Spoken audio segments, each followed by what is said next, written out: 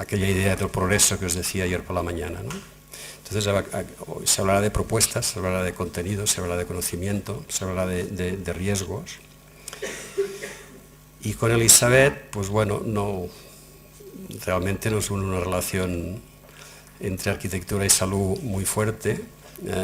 Yo creo que fue en el 2006 que me vino a ver Elisabet con Mariano Bueno para organizar el primer congreso o un congreso de GEA sobre el tema de la salud. Allí empezó esta relación muy fructífera de la que han salido muchísimos actos vinculando siempre a la construcción y la salud. Llevamos ya 3 congresos organizándolos juntos con más gente, evidentemente, con Valentina y con otras personas de AUS, de BAM, de GEA. Y yo valoro mucho en Elisabet el carácter amable y no alarmante con el que transmite los mensajes, ¿no? Estos son unos temas complicados, delicados, que hablamos de cosas pues, muy fuertes, hablamos de enfermedades, hablamos de cáncer. Entonces yo noto muchas veces en los auditorios, cuando hablamos de estas cosas, que la gente se asusta un poco y como huye, ¿no? Yo esto no quiero saberlo. Aquella imagen de los monos, ¿no? Que no quiero oír, no quiero ver, no quiero... Y en cambio, por esto es muy necesario estas personas con una gran tranquilidad y serenidad interior que saben transmitir este mensaje sin asustar, pero con el rigor científico adecuado, sin alarmar, sin crear expectativas, yo diría, excesivamente, perdonad por la palabra, esotéricas, con todo mi respeto y con el interés para el tema, pero que saben desvincular el conocimiento científico del conocimiento que todavía no lo es, pero añado que la ciencia siempre se ha situado precisamente y ha avanzado en estas fronteras entre lo que conocemos y lo que no conocemos. Y si no investigamos en estas fronteras más allá de lo conocido, más allá de los límites, pues nos quedaremos siempre en las cavernas, ¿no? Bueno, ya con vosotros, Elisabet. Gracias, Toni. Buen día, buenos días.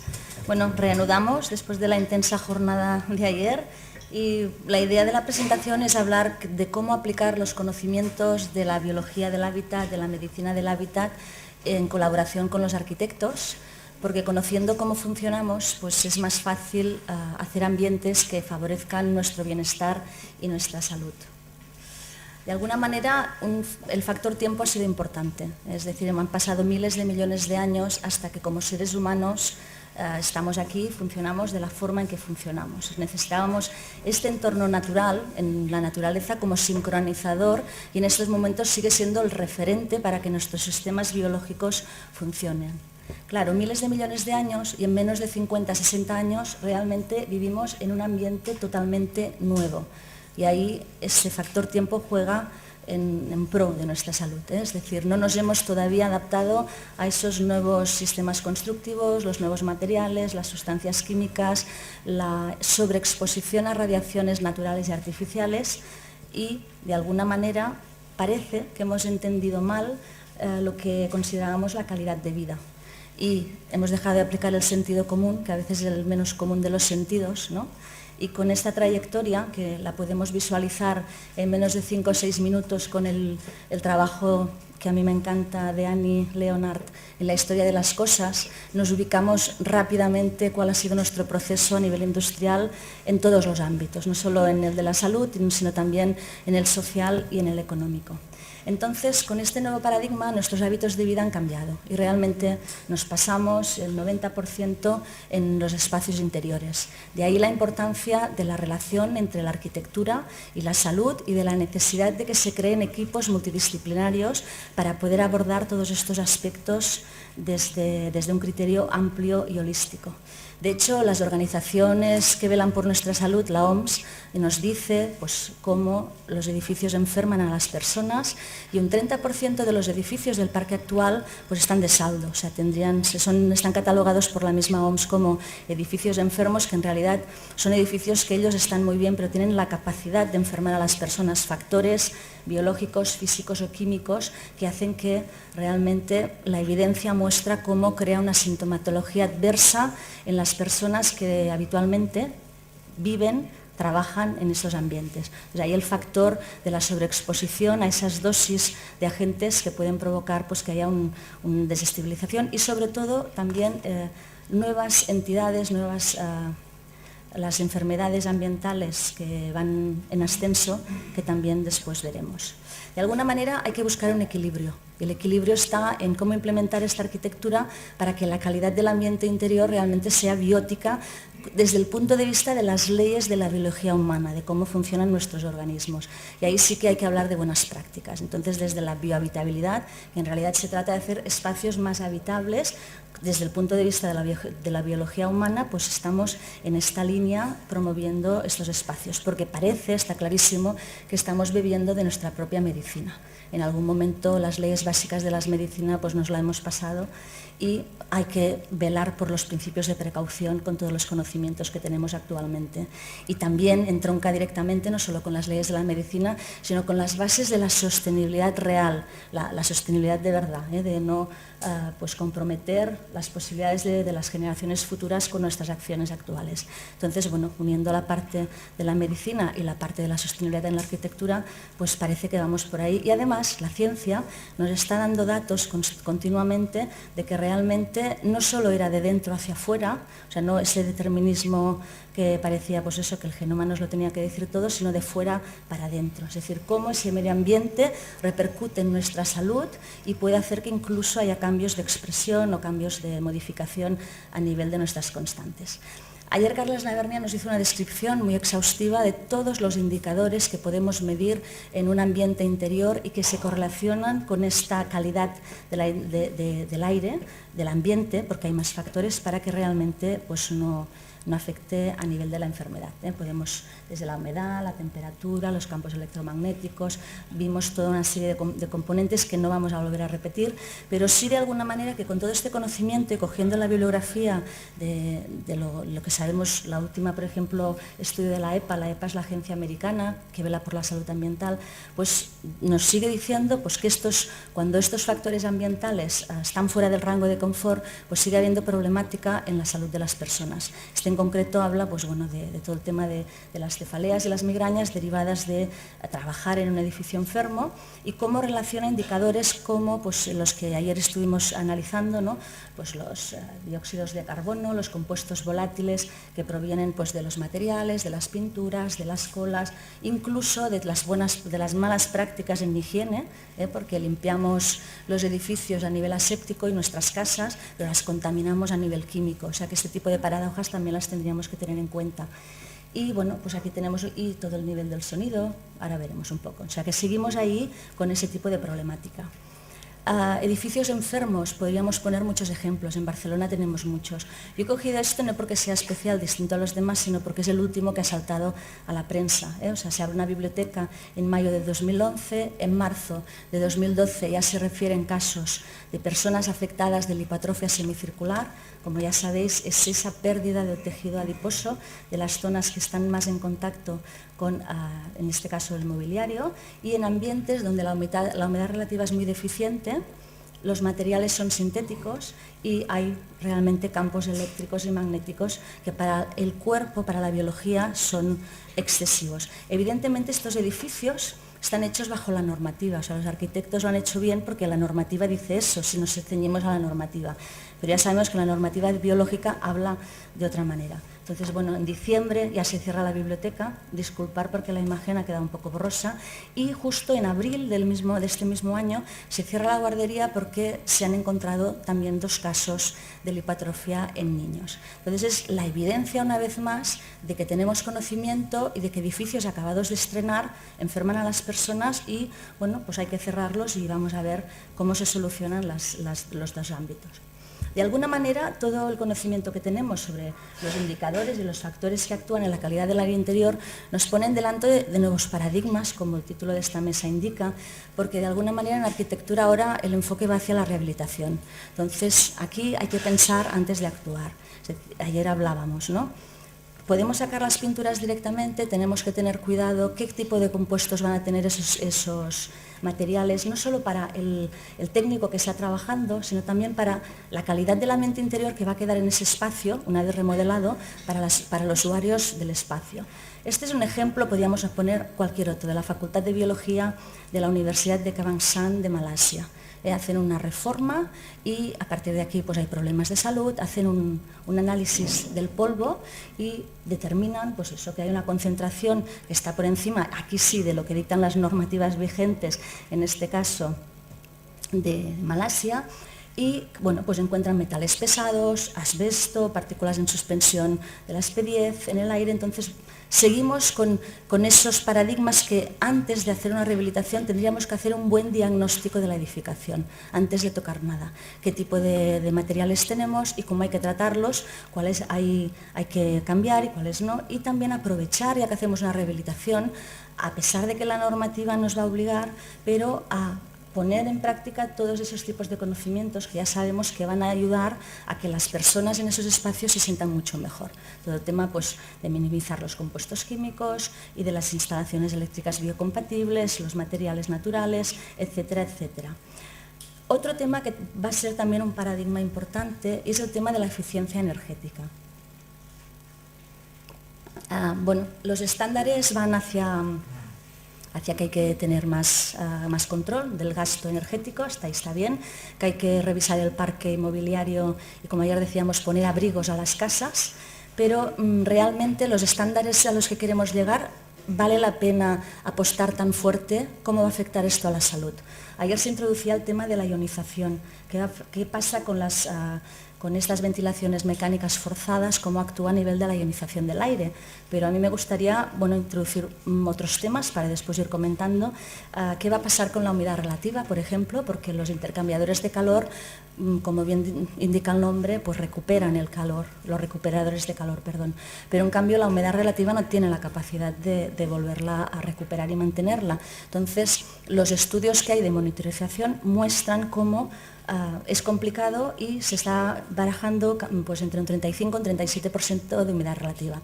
Bueno, entonces hay que ver un poco cómo ubicar estos temas. Y luego quería comentaros como una de las conclusiones de la jornada técnica de edificios saludables que se hizo, como aquí veis, en abril del 2003 aquí en Barcelona, que estaba Paulino Rubio. Paulino Rubio es un referente en el campo del diagnóstico de los edificios, siguiendo las normas y los protocolos que marca AENOR. Entonces, él es presidente del FEDECAI. FEDECAI es la Federación de Empresas de Calidad Ambiental Interiores. Si alguno de vosotros tenéis un edificio y queréis certificarlo a nivel de ambiente interior según la normativa AENOR, pues ese es el lugar donde ir. O la catalana, la CESEM, es la misma confederación de empresas, pero en Cataluña. Entonces, los estudios nos están diciendo, cuando merma la calidad del ambiente interior, ya podemos referir que hay un 5% de incremento del absentismo laboral. Personas que tienen sintomatología y que pues hacen bajas laborales, ahí dejan de ir a trabajar unos días, bajas laborales. Y también de la productividad, hasta una disminución de un 15%. Entonces él presentaba números, haciendo una simulación para un edificio de oficinas, de cómo lo que se ahorraban a nivel energético para llegar a un estándar de los 15 kilovatios hora año metro cuadrado, pues realmente no se correspondía con la calidad ambiental de ese espacio, y lo que se gastaba en ir al médico no había una compensación. Entonces era esto, ¿cómo llegamos a ese punto óptimo? Que a lo mejor no es preciso llegar a ese extremo en determinadas latitudes, incluso como la nuestra, estamos en el Mediterráneo, no vivimos en el Polo Norte. ¿Cómo llegar a ese punto, ¿no?, de encuentro en que podamos realmente tener edificios que sean muy eficientes a nivel energético, pero que no volvamos a hacer lo mismo de poner en marcha toda una serie de prestaciones para que después la calidad del ambiente interior pues vaya en retroceso? La buena noticia sería pues, que vamos avanzando también por otros terrenos. Entonces, por ejemplo, Francia, desde septiembre del año pasado, ya tiene obligatoria esta normativa de etiquetaje de los materiales de construcción, de manera que hasta ahora, y lo sabéis los que trabajáis en este campo, es como un periplo entre que pides a la empresa las fichas técnicas e intentas leer lo que pone. Cuando dice aditivos, ahí sabes que hay una lista, pero que no te la van a dar, y no hay manera a veces de llegar a saber exactamente qué hay ahí, ¿no? Entonces está muy bien, y no hace falta tampoco ser un experto en química, porque a veces cuando te dan datos dices, ¿y qué significa 22 o qué significa 48 miligramos? Entonces ahí un poquito tenemos la descripción de esta norma que te explica para cada compuesto volátil. Recordar que el formaldehído es el rey de los reyes, lo tenemos en todos los sitios, incluso en la ropa, en los productos de limpieza corporal nuestra, está en todos los lugares. Entonces es como las etiquetas de los electrodomésticos. Simplemente diremos, bueno, pues si cojo un producto que va certificado con una A+, mejor que si es una A, y mira, si al final un C, pues ya sé que de entrada pues mejor no cogerlo. Entonces, ahí va a ser más fácil para los técnicos porque sin saber mucho de salud, con una letra, pues yo puedo decidir estando tranquilo de que, bueno, de que no voy a poner un incremento de carga tóxica tan importante a nivel ambiental. Y este tema va a ser también muy importante, según mi modo de ver, a nivel del tipo de eficiencia energética. Es decir, si vamos a cerrar realmente todos los envolventes, que no va a poder haber ese paso, o sea, esa ventilación que ahora estamos acostumbrados a tener, que nos ayuda en estos sentidos, en bajar las cargas tóxicas, minimizar en esos espacios donde la eficiencia energética tiene que ser muy, muy precisa, pues aplicando materiales que sabemos que no nos van a poner ningún tipo de problemática en este sentido. Hemos llegado también a un punto en que arquitectura y sanidad tenemos que ir de la mano, porque siempre digo, esto vas al médico y a partir de ya o a partir de hace 10 años, en lugar de recetarte una sustancia química que depende de qué patología tienes, todavía te va a agravar más el problema, lo que te tiene que recetar es una remodelación de tu casa o que hagas un control ambiental en tu hogar y hagas hábitos de vida más saludables. Entonces la receta iría un poco por ahí. Esto es un estudio de un caso de una casa enferma, porque la OMS explica el síndrome del edificio enfermo para edificios de oficinas, pero la literatura científica ya te habla también del síndrome de la casa enferma, cuando uno de la familia pues tiene problemas de salud derivados del ambiente.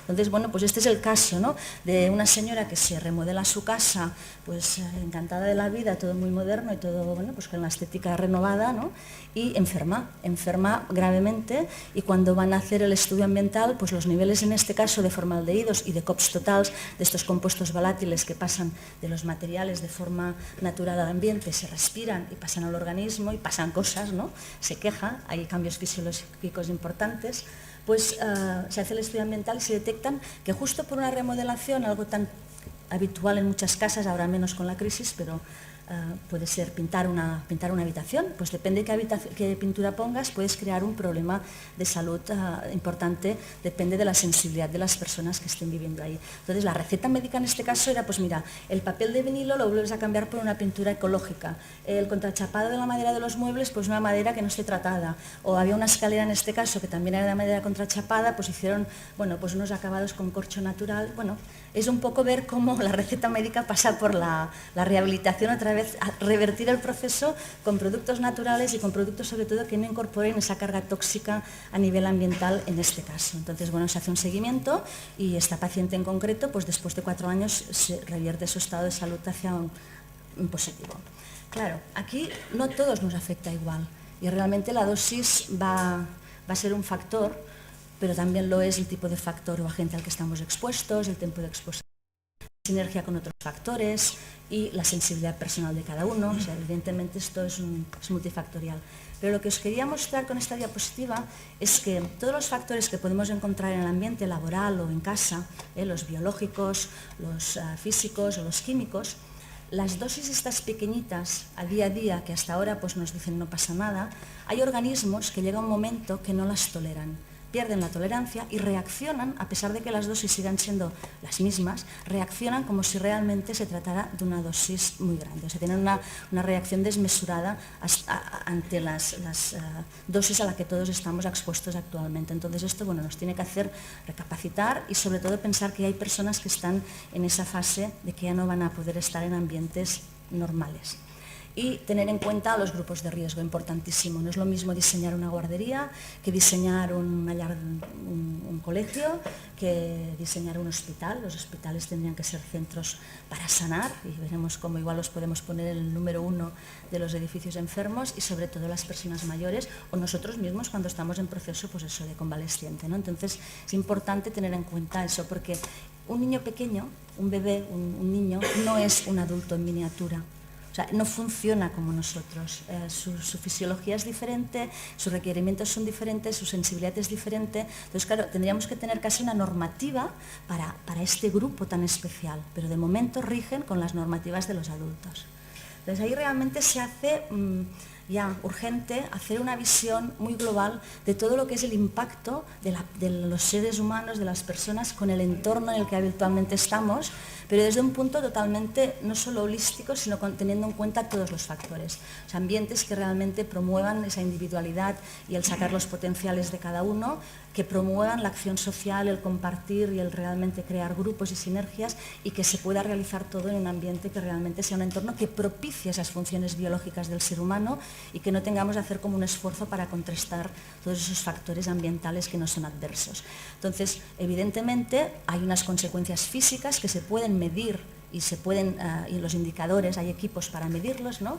Y entonces, bueno, desde cambios a nivel cardiovascular, respiratorios, visuales, de la piel, de todos los biorritmos, a nivel de trastornos del sueño, que irían en ese campo más físico, pero también ya están descritos y se pueden testar y podemos ver los cambios a nivel neurocognitivo, ¿eh? Es decir, pues todo el tema.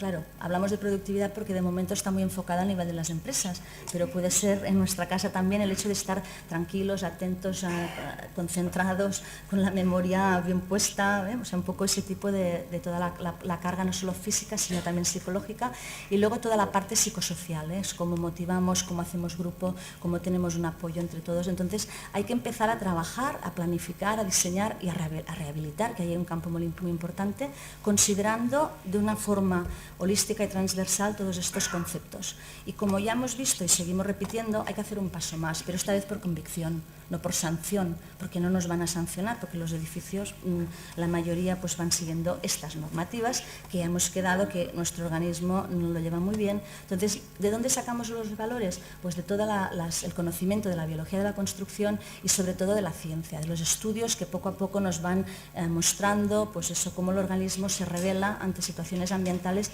que les suponen un esfuerzo y que finalmente pierde la tolerancia. Esto hasta hace un añito o dos. Ahora el Parlamento Europeo nos está ayudando y nos está como reforzando esta línea de trabajo desde la viabilidad a través de los planes de acción de medio ambiente y salud de las prioridades del 2004-2010. ¿Qué nos dice? Pues que apliquemos los principios de precaución y el ALARA. La OMS dice que utilicemos el ALARA. El ALARA sería utilizar esas dosis tan bajas como razonablemente sea posible. Ya no nos están diciendo valores ni indicadores, pero a nivel profesional cada uno sabe que puede hacer ese paso más, porque ya nos están indicando que las cosas van por ahí, principio de cautela. ¿Y en qué se apoya esta resolución? Pues esto, en un crecimiento importante del número de las enfermedades que están vinculadas a todos los factores ambientales. Aquí nos pone el ejemplo de cómo ha incrementado las afecciones de las enfermedades respiratorias, el gasto que supone, incidencia, prevalencia y sobre todo el incremento de mortalidad infantil en ese grupo que hemos dicho tan lábil como son los niños menores de 5 años. Y introduce el ambiente interior, muy importante. Hasta ahora hablábamos siempre que parecía que la contaminación estaba de puertas y ventanas para afuera. No, no, está dentro de nuestras casas. Ya nos está diciendo el Parlamento Europeo, ojo con la contaminación doméstica, estamos ahí un 90% y a ver qué ponemos, qué compramos, cómo limpiamos y cómo lo hacemos. Y esa relación de los contaminantes químicas con esa patología crónica que hace que personas pues estén de por vida con problemas de salud. Entonces, bueno, los datos avalan, científicos, pues avalan esto, incrementos de cáncer de diferentes órganos, vejiga, pulmón, lo podéis leer vosotros, y pues con factores relacionados con los productos químicos, con las partículas en suspensión o con las radiaciones. O sea que esto ya no lo decimos nosotros, los de la biología de la construcción, sino que nos están ya aquí como acompañando los del Parlamento Europeo. Otra evidencia, otro paradigma, las nuevas enfermedades. Después el doctor Fernández Solá nos hablará de este tema, cómo incrementa la intolerancia ambiental, los síndromes químicos múltiples o la electrosensibilidad. Los niños, los déficits de atención. Muchos niños no es que sean marranots, sino que realmente el ambiente no les ayuda. Y luego pues veamos los grupos de riesgo, especial atención a esos grupos de riesgo. Entonces, bueno, siguiendo con este plan de acción nos está diciendo esto, hay que poner en marcha acciones para minimizar todo este impacto de las enfermedades, y ahí es donde otra vez entra el sector de los profesionales de la arquitectura para hacer entornos que favorezcan pues que la calidad del aire interior y exterior, porque evidentemente lo que vamos hablando aquí hay que aplicarlo en toda la escala, desde la habitación de casa del dormitorio, que como ya sabemos es fundamental para la salud, hasta toda la planificación a nivel urbanística. El tema de las ondas electromagnéticas y las sustancias químicas que cada vez más vamos refiriendo, como esas pequeñas dosis pueden ser carcinogénicas, mutagénicas, problemas en la reproducción, disruptores hormonales, etc. Y Otro documento que también nos ayuda mucho a avanzar en esta línea es la resolución 1815 de 2011, también de la Asamblea Parlamentaria, que ahí ya vamos un poco más concretos. Aquí ya no nos dice solo el ALARA o las normas de precaución, los principios de precaución, sino que afinan un poquito más y nos dicen, bueno, hay que planificar, y ahí urbanismo, planificar que las líneas eléctricas y las estaciones de telefonía móvil, pues realmente las distancias de seguridad, importantísimo, es el principio de precaución básica para que los sistemas no los pongan en jaque. Yo he puesto solo una referencia para que vayamos pensando. La norma que tenemos actualmente de exposición del público general no se revisa desde el año 98 y, como todos sabemos, ese nuevo ambiente desde el año 88 ha cambiado mucho, estamos sobreexpuestos cada día más, pero aquí también hay una parte como usuario y la conciencia no solo es de los profesionales, sino de nosotros mismos como usuarios en casa, qué hacemos y qué creamos. Entonces, bueno, los valores límites que tenemos, por ejemplo, para un campo eléctrico son de 5.000 voltios metro y cuando sabemos que con 10 voltios metros algunas personas ya están en jaque.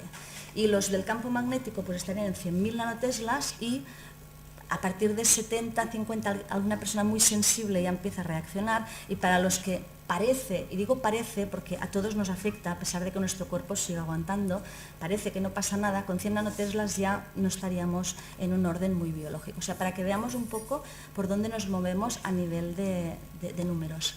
Os he puesto un estudio porque es de los últimos, que desde los años 79 hay una relación, se empieza a valorar la relación de la exposición a los campos electromagnéticos de baja frecuencia con la oncología infantil y sobre todo con la leucemia aguda. Entonces ahí se refiere niños que están cerca de estaciones de transformación o de líneas de alta tensión, como hay un incremento de las leucemias en estos casos. Entonces este estudio es reciente, del 2005, pero es interesante porque es un estudio epidemiológico de casos y control y coge, pues imaginaros, una población de 29.081 niños y analiza y hay una relación estadísticamente significativa, una correlación de la distancia del domicilio a las líneas de alta tensión, con incrementándose el riesgo a valores que, como el mismo estudio científico dice, pueden ser inferiores incluso a los promedios que actualmente, y esto lo sabéis todos los que hacemos estudios en casa, encontramos niveles mucho más superiores que esto.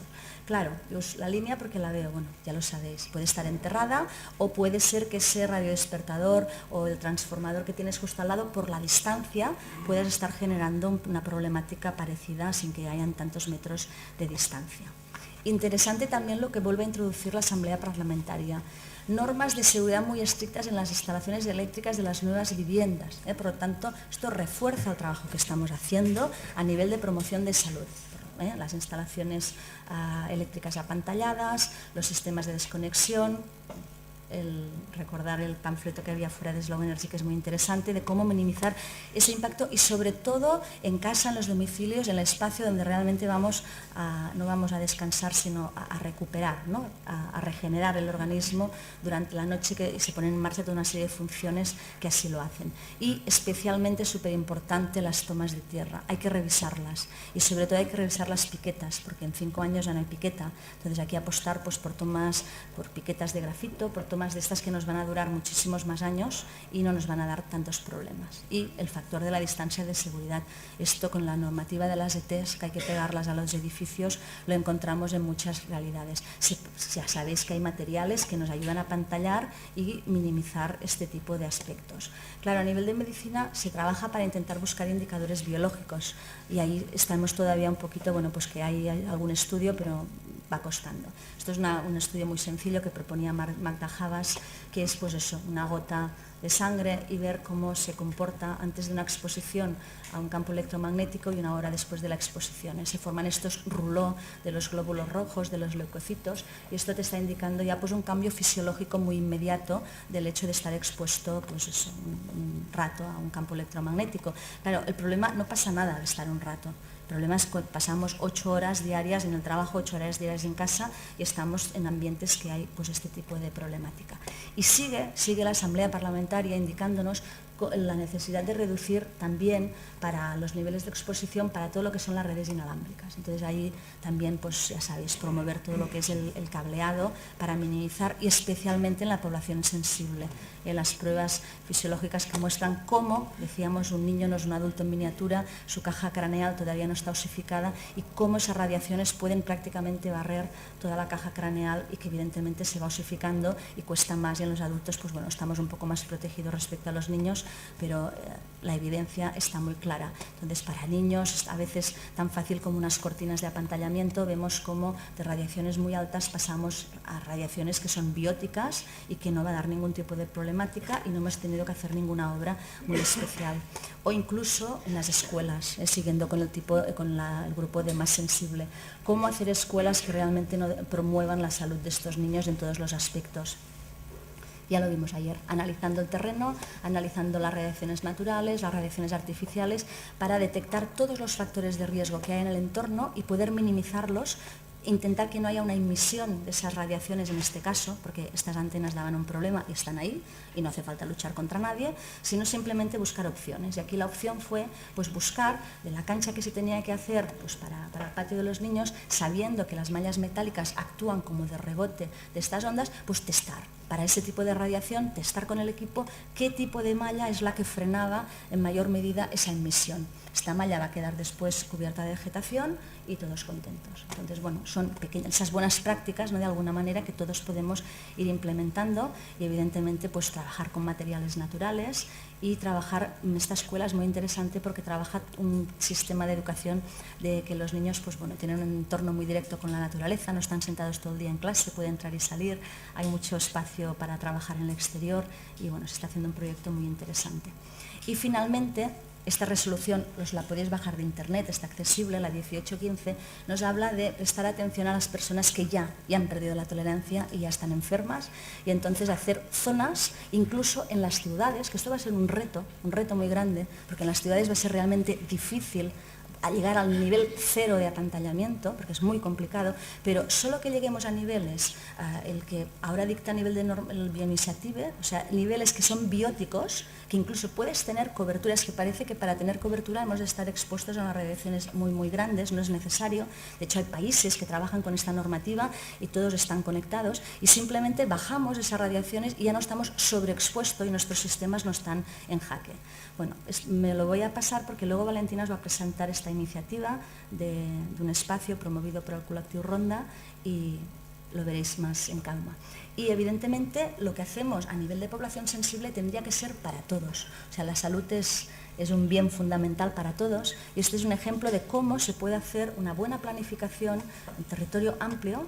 Es una colaboración con la Universidad de Castilla-La Mancha y con MO Arquitectos, que colaboramos en todo el tema de adaptación topográfica de la geobiología y la biohabitabilidad para hacer espacios, claro, veis aquí, o sea, se ha hecho una planificación que evita las zonas estas de más radiación de intensidad telúrica, y entonces, bueno, el emplazamiento ya es un factor importante, y bueno, se han tenido en cuenta otros factores, pero para que se entienda que se puede hacer desde todo tipo de planificación. Claro, a nivel físico, pero es que nosotros somos algo más que físico, y también somos emociones, y todo ese ambiente físico despierta emociones en nosotros, no solo las fisiológicas de me encuentro bien o me encuentro mal, como ayer decíamos, no entramos en un sitio y decimos, ay, qué buena onda hay, pero no sabemos decir por qué, o qué mal que estoy, y no sabemos decir por qué.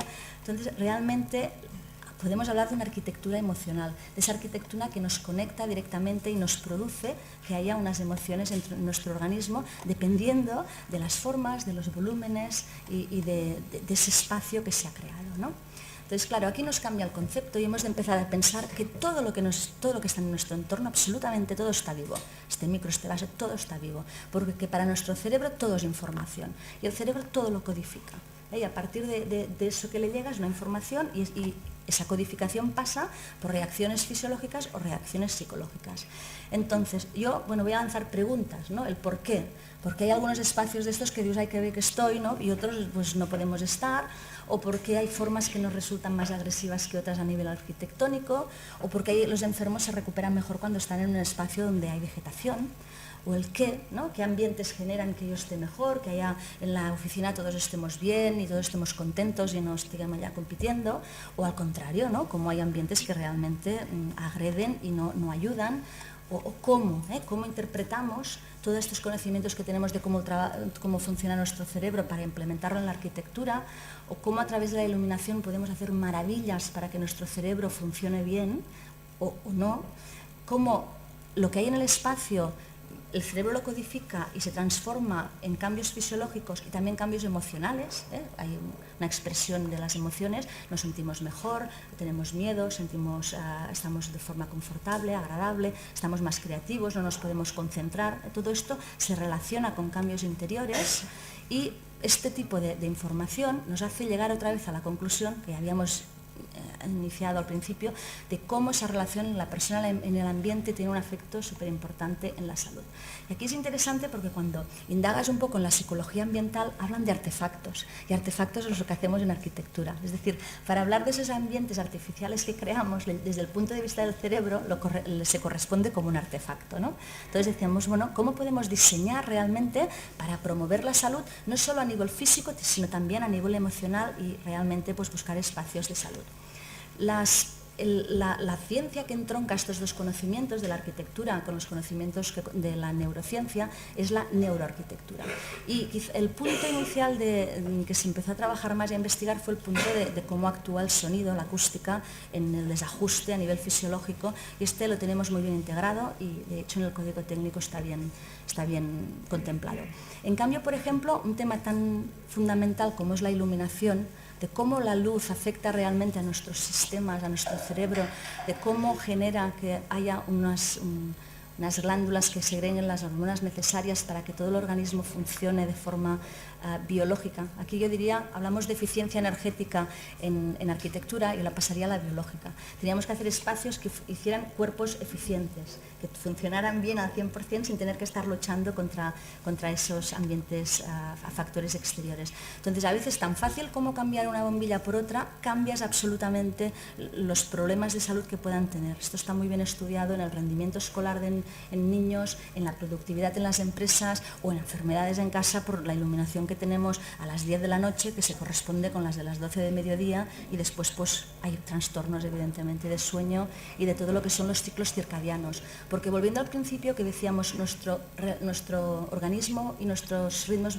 biológicos funcionan como referente el sincronizador, la naturaleza. El principal sincronizador son las ondas electromagnéticas de la luz del sol. Entonces, son las que sincronizan el reloj biológico fundamental de todo nuestro sistema que está aquí en el núcleo supraquiasmático. Entonces, bueno, como os decía, cambiar una luz puede cambiar la vida a muchas personas. De hecho, los estudios muestran que los 500 lux del código técnico se nos quedan un poco así como cortitos, porque realmente con 1000, sobre todo la luz que tenemos más incidente en la zona de trabajo, ganaríamos en productividad y ganaríamos en que el cerebro no tenga que esforzarse y no le cueste tanto pues retener información o la memoria cuando estudiamos, cuando hacemos oposiciones, o sea, todo, los lux, el nivel de intensidad. Pero no solo la intensidad, sino la calidad. Es muy importante que toda la iluminación tenga todas las bandas del espectro electromagnético, igual que la luz natural del sol.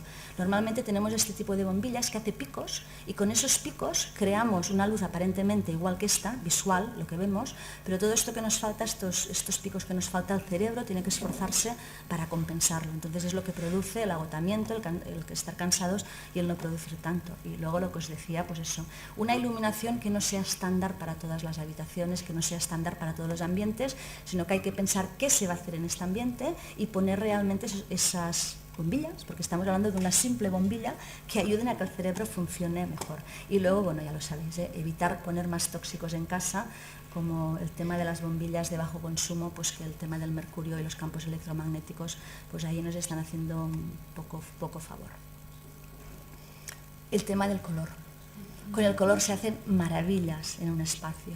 Si ahora me callara y estuvierais observando la diapositiva, a cabo de un ratito llegaríamos a conclusiones como estas que nos muestra la ciencia, cómo pues, sube la presión sanguínea, cómo sube la respiración, cómo nos sentimos más activos, más dinámicos, más positivos.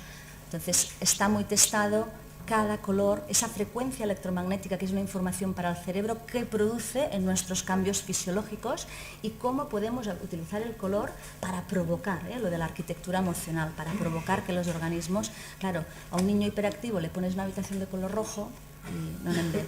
Entonces va por ahí un poco el tema y el contraste con otro color, ¿no?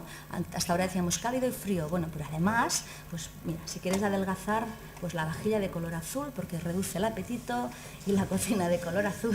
Entonces te va dando muchos parámetros, ¿no? Para que calma el ambiente, calma la respiración, refresca, que todo esto que en interiorismo hay un campo muy importante para trabajar, sobre todo también en los niños pequeños, como a través del color, pues hacer que se despierten esas funciones interiores y generar pues cambios. O sea, que está quizá dentro de lo que trabaja la neuroarquitectura es lo más fácil de ver porque todos hemos experimentado con el color.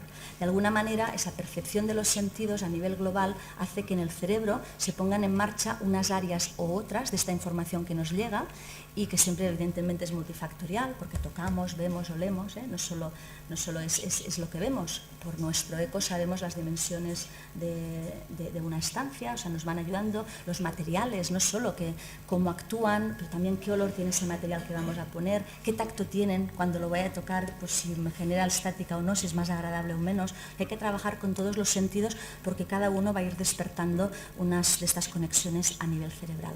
Claro, ahí nos ayudan muchísimo todas las pruebas físicas, de fisiología funcional del cerebro, para ver que cada área, o sea, no es lo mismo escuchar, hablar, pensar una palabra porque se activan áreas distintas del cerebro.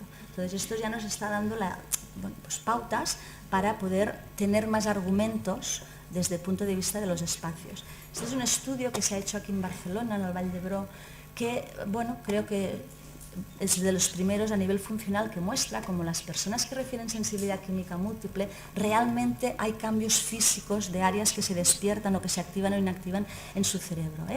Una cámara de 7 metros cuadrados, ponían 2 personas, una que era el paciente con sensibilidad química, la paciente, porque la mayoría son mujeres, y un control, y entonces les dejaban un rato para que su organismo pues se atemperara en esa estancia y les dejaban en el aire pues creo que era una pintura convencional, una plástica, y luego un perfume. Entonces cuando la persona que tiene ya la sensibilidad decía ya empiezo a notar que aquí pasa algo, entonces paraban y analizaban las bases del trabajo. Entonces veían cómo había diferencia entre antes y después de la exposición en diferentes áreas, a distintas concentraciones, o sea que ya podamos tener ese tipo de constataciones que a veces como que no lo vemos, no lo creemos, ¿no? Pues ahí está. Entonces todo esto se está utilizando desde esta rama de la neuroarquitectura para realmente pues eso, construir a través de todos los conocimientos que tenemos de cómo funcionamos a nivel del organismo. Y todo esto empieza en Italia, en Assisi, porque un joven científico, biólogo, tocayo del Salk, está en el laboratorio en Pittsburgh, en unos sótanos que no hay prácticamente luz y no acaba de ver el entrallado a su ecuación, estaba trabajando con la polio. Entonces decide que se va a un paraje como este y está un tiempo importante en un monasterio y ahí se le despierta la lucecita, le llega la creatividad, descubre la vacuna de la polio por la que después tendrían grandes y muchos premios, y de llegada a Pittsburgh dice, aquí pasa algo. O sea, no es que las musas estén en Italia, sino que ese espacio ha hecho que mi creatividad, mi cerebro esté ahí en fase y esas columnas, esos arcos. Entonces a partir de aquí nace un poco y contacta con el arquitecto Luis Kahn para que les haga el nuevo edificio del Instituto del Salt Lake City. Entonces, bueno, él pide, quiero un edificio que potencie la creatividad de mis investigadores. No sé cuántos os han hecho esta petición, normalmente bueno, han hecho por 3 habitaciones, con no sé, pues la petición, su prescripción era esta. Entonces, a partir de ahí nace toda esta corriente de la neuroarquitectura y de la unión del trabajo conjunto entre arquitectos y neurocientíficos y sobre todo de cómo planificamos y esta planificación qué repercusión tiene directamente en nuestro cerebro. Entonces, claro, el concepto del entorno nos cambia desde el punto de vista del cerebro, ya lo hemos ido indicando, pero aquí tendríamos un poco que todo está vivo y que a lo mejor una obra, un cuadro que yo cuelgue en una pared me puede transformar el espacio y crear unos movimientos internos fisiológicos que incluso puedo medir y psicológicos importantes, ¿no? Entonces, bueno, ya veis, se trabaja con variables, con toda la interacción social, el tema de la privacidad muy importante a pesar de que hemos de fomentar grupos, y el tema de los volúmenes, de las medidas. Vamos teniendo más conocimiento de por qué un edificio ya va en rollo, nos quedamos más tiempo y hay edificios que ahí no podemos estar, ¿no? Entonces analizan realmente nuestros sistemas biológicos. Cuando estamos en contacto con un ambiente están todos ahí escaneando, ¿no?, todos los sentidos a la vez y percibiendo, y aprendemos, el cerebro aprende de todas los inputs que le van llegando. Entonces, con esa capacidad, la neuroarquitectura se basa en la capacidad que tiene el cerebro de instalar esas emociones, de hacer memoria de todas las situaciones, aquí lo explica en plan muy fácil, decir, bueno, pues un día bajé por la escalera y tuve un percance, pues cuando veo a alguien que tal, dices, hay un momento que igual te pasa algo, esa capacidad de memoria que tiene el cerebro y de archivar sensaciones, y también muy importante de la plasticidad que tiene el sistema nervioso. Antes decíamos, hace unos años, bueno, las neuronas se van atrofiando con la edad, no hacemos neuronas nuevas, tal. Este equipo de investigación del ANFA, de la Sociedad en San Diego, un instituto que trabaja en neurólogos y arquitectos, uno de los estudios es este. O sea, nos está diciendo, estar en un ambiente estimulante a nivel arquitectónico promueve que se creen más sinapsis y promueve que se hagan nuevas neuronas a nivel del hipocampo. Por lo tanto, esto abre toda una serie de conocimiento de cómo fomentar la salud en esos espacios habitados para potenciar realmente no la salud física, también la mental.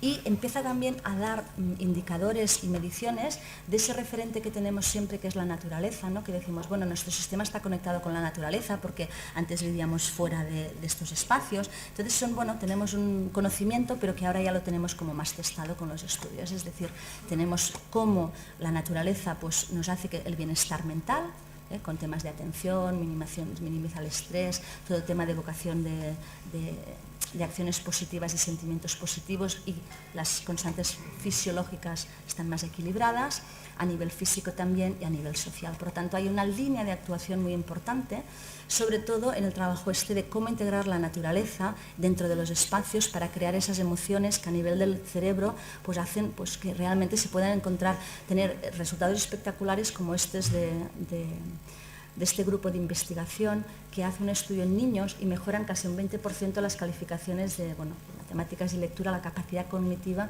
atendiendo en el espacio en el que estás. O sea que una vez más, el hecho, esta es la escuelita que presentábamos antes, el hecho de estar integrados en un ambiente que promueva la vegetación, pues ya es muy importante. A veces no tenemos esto, pero es tan fácil como tener vistas al exterior, vistas a un parque, hay un estudio japonés que decía, ver verde alarga la vida, ¿no? Un poco también, era un título muy mediático, pero que hay un estudio científico detrás de él que muestra pues, que la percepción pone en marcha los sistemas. Y se está utilizando mucho en toda la nueva línea de arquitectura para sanar.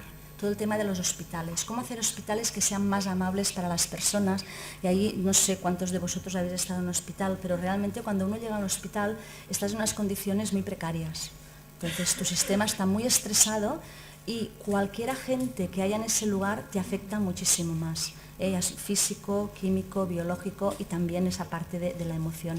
Entonces, hay una línea de cómo implementar parámetros para que las personas realmente en los hospitales estén mejor y puedan hacer que su sistema inmunológico esté más capacitado para recuperarse de la dolencia. Entonces ahí se trabaja muchísimo con el tema de los jardines de sanación, que es una línea en arquitectura de cómo integrar la vegetación en el interior de los espacios para curar.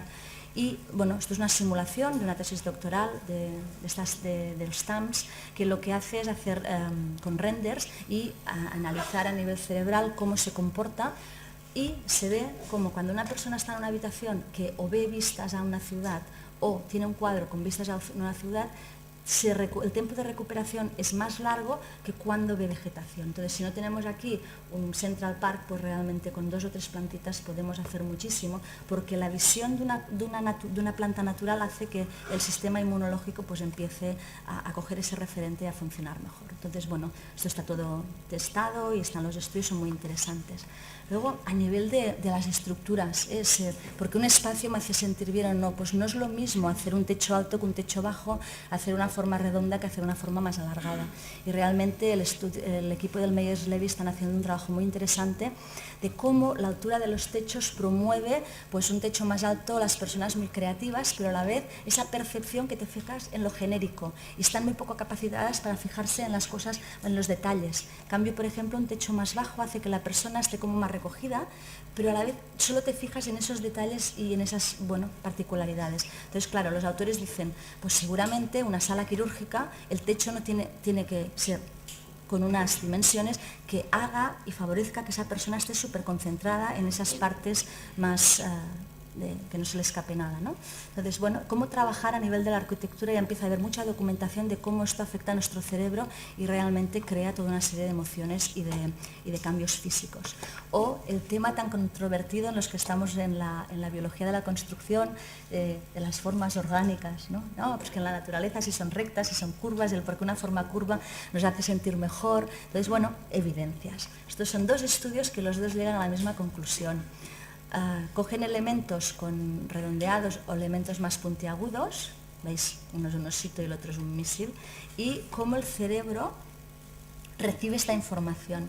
Y este otro estudio hace lo mismo haciendo que se visualicen 2 relojes, uno más cuadrado y otro más redondo. Entonces los autores, con los estudios que hay hechos hasta el momento, llegan a la conclusión de que cuando tenemos una superficie con cantos agudos y con aristas, provocan una reacción del área de la amígdala del cerebro, que es la que se asocia más a todo lo que es el cuidado, peligro, ¿no? Aquí pasa algo, como que estás más alerta. Entonces, bueno, son estas evidencias funcionales de explicar el por qué determinadas personas cuando están en estos edificios tan ultramodernos, con estos cantos tan afilados, o cuando tenemos lo que...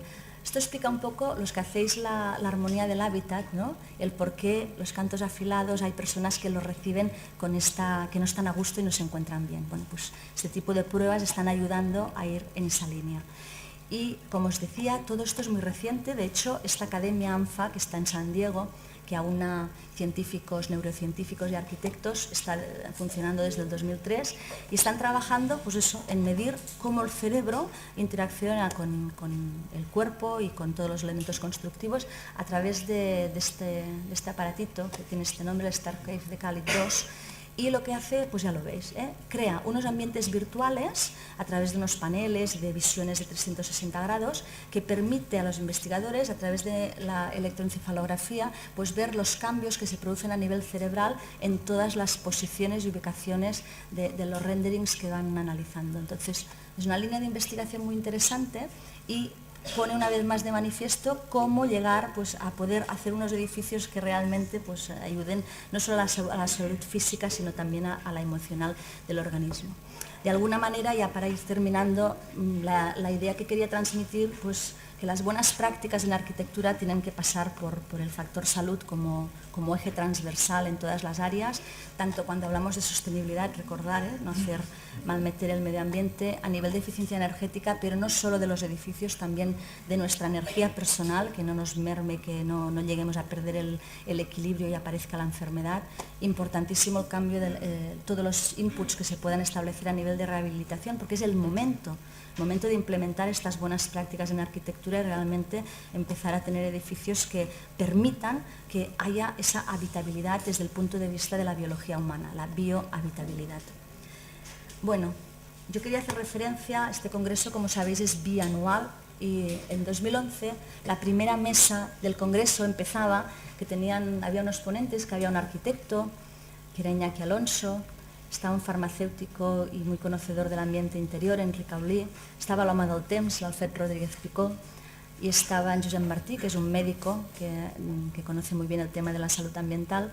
tenían que debatir sobre la relación entre la arquitectura, el clima y la salud.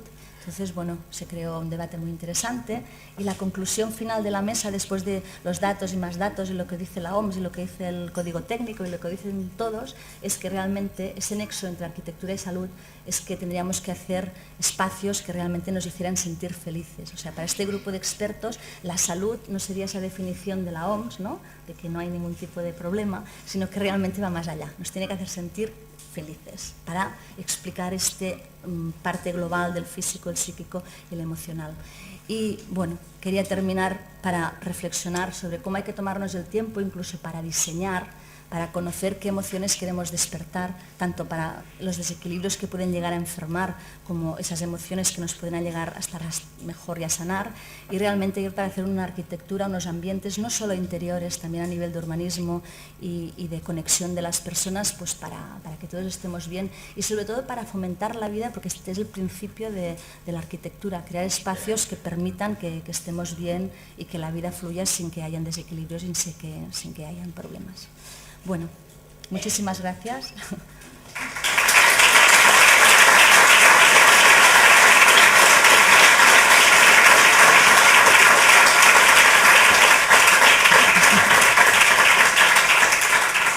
Como después tenemos